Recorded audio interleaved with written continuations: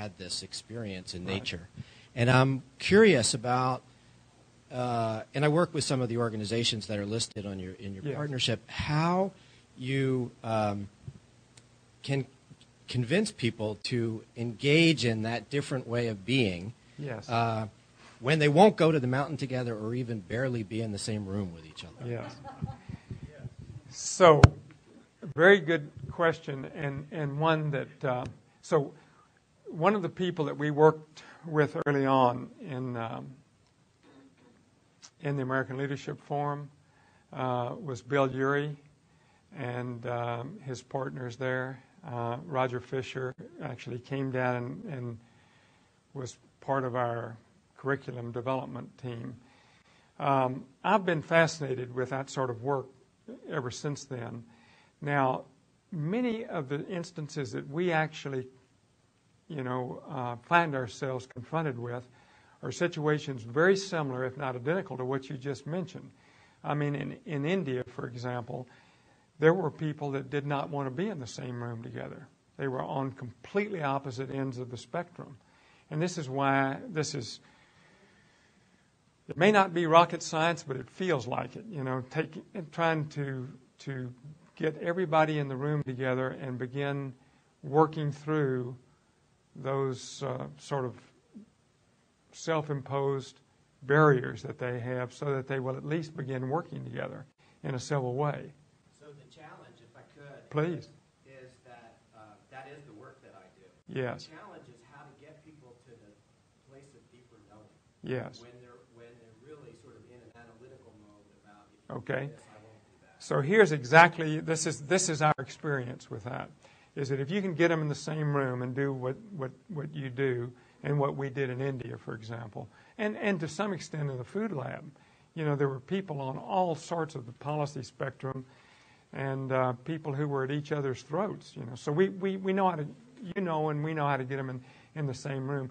The question is, how do you get them to that place of deeper knowing together? Now, we spend many, many days working with them in the upper part of the U, getting them to suspend their old judgments, and there are ways to do that, and get them to agree to go out into this 7-day experience and suspend most of their judgments. They're just getting them out there on the ground.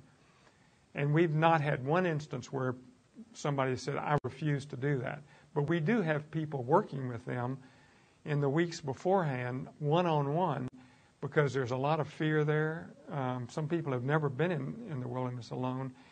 And some people feel that it's just not worth their time doing this and all sorts of things. So we have people working one-on-one with them. We've never had one that said, I won't go on this. So they show up, and there's 20 or 30 of them, and we go through this 7-day process, which I'd love to tell you about sometime. But then, so the first 2 days of it is more teaching and giving them some practical sort of tools to use out there. And then we ask them at that moment to not be in a sort of judging mode or an evaluation mode of this, to release that. And we have some ways that we work with them to do that and say, evaluate it at the very end once it's over with. Now, this is hard to believe, but part of it is a mystery, and we don't know exactly all the ins and outs rationally about it.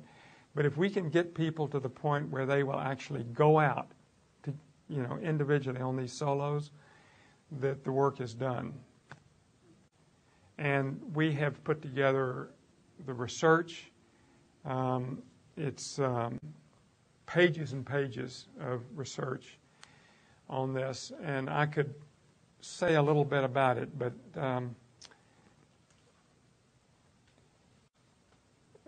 it's referred to as a liminal experience in the research, which is a profound experience where we tap back into our primal knowing that we were all born with, but which human beings over the last several hundred years or more have never really have never used very much. And when people go out there in this unmediated environment, they actually have a transformational experience, most of them. I'd say 90% of them do. And we have business leaders, for example, who come back and say it's the most profound experience that they've ever had. And the last thing, and the only thing we say to them as we send them out there, we say, we want you to consider only two things. Who am I and what is my work in the world? We want you to forget about the challenges, the global challenges. We want you to consider these two things. And the last words they hear are, pay deepest appreciation to nature, and you'll be amazed at what you'll learn. And it's a profound experience for them. And these are magical results that come back. We could talk a lot more about it. Yes? This is a very simple question. This is a very simple question. As I mentioned to Joe when I got here, I just rode 6 hours from North Carolina to come up here and hear him speak. And I'm not a management consultant. I don't live in that realm. But I live in the realm where I work with furniture manufacturers who are now, manufacturers are leaving the country. Yes. They're dying. Textile workers, textile manufacturers, yes. Furniture workers. You know, you're talking about, what you're talking about here is transformation. Exactly. In many cases, you're talking about transformation of the elite, the people in management, and yes. large corporations. I'm involved in a documentary right now that's called Shutdown. A friend of mine is doing a movie. The filming is done. It's about where the last load of furniture goes into a furniture plant. It travels through the furniture plant, makes a piece of furniture, it's put in a box, goes out the door, they lock the door. Right. Okay. That's the end of that plant. That's the end of the movie. Yeah. And he just did 7 years where he spent with fishermen out in eastern North Carolina called Wild Caught. That's about the fishing villages that are devastated because of imports, because right. of regulations, and because of property taxes going up. Right. So you're talking about transformation, trying to change people's values, behaviors, and their knowing. Yes. You know, we're going to India, we're going to China, we're going to Indonesia, we're going to all these places, Vietnam, working with people. And here we are in the United States of America. And we have these people.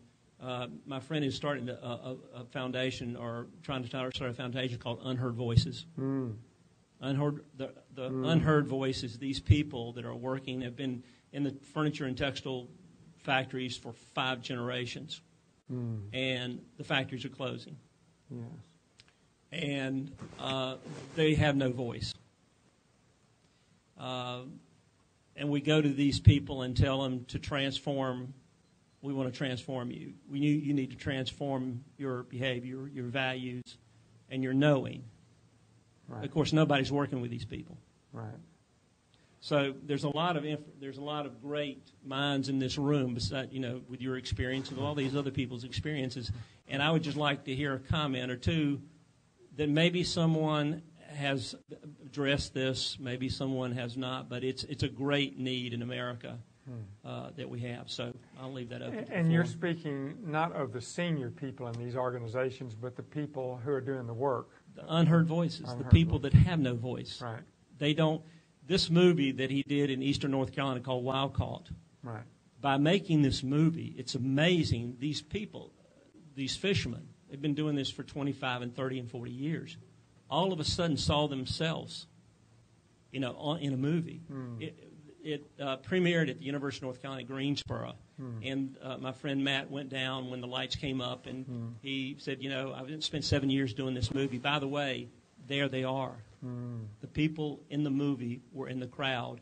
There was a silence. All of a sudden, everybody in this, what I call the wine and cheese crowd, right. Got up and applauded these people, these fishermen who were barely making a living. But all of a sudden, they had a voice. They saw themselves in a totally different place. They saw themselves they did something important. Right.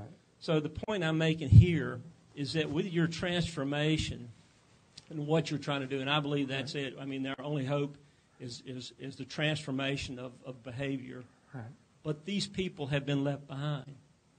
So someone, somehow, some way, has got to help these people to understand, to transform. That's only the comment I have. Well, that's a profound point. Somebody like to speak to that? I could say something too. Susan, did you want to? Did you? Oh, I thought I saw you nodding and just listening, I just agreeing. Just met this gentleman, and my heart goes out to him. Yes.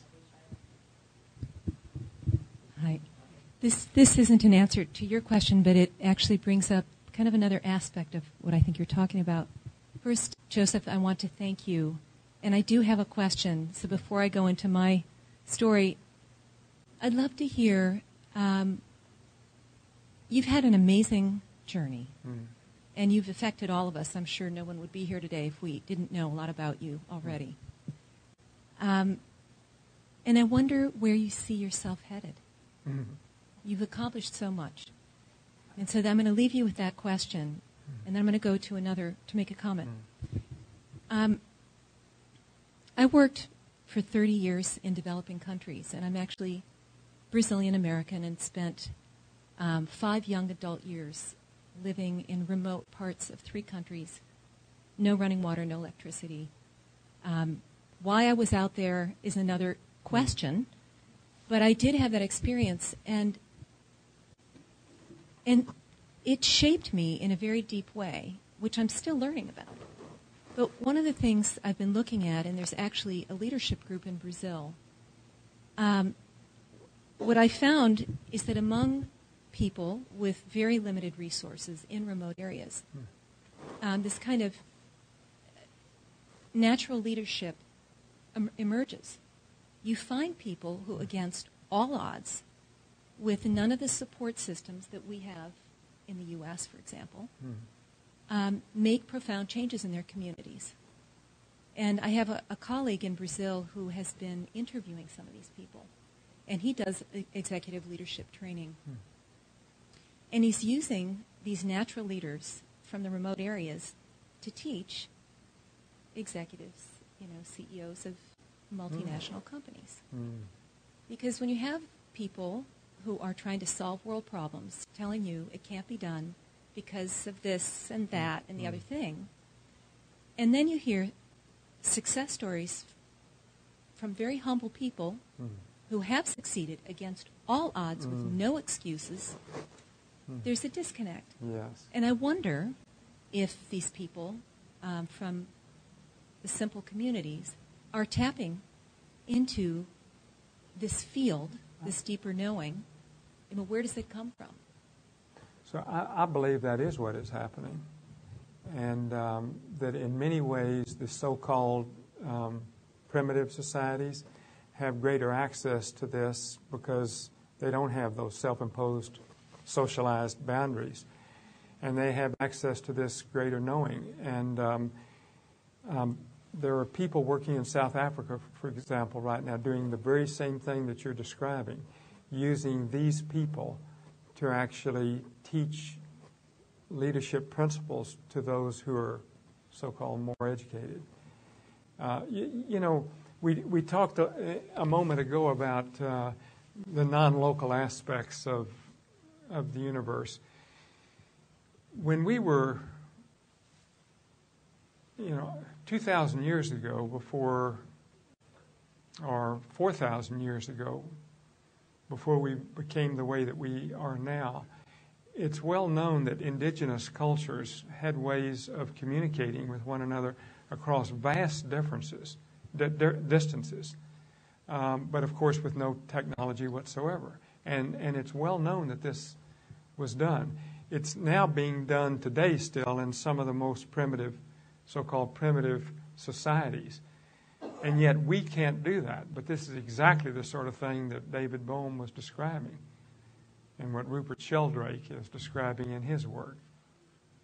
So these people have capacities that we've forgotten about and that we can't access anymore.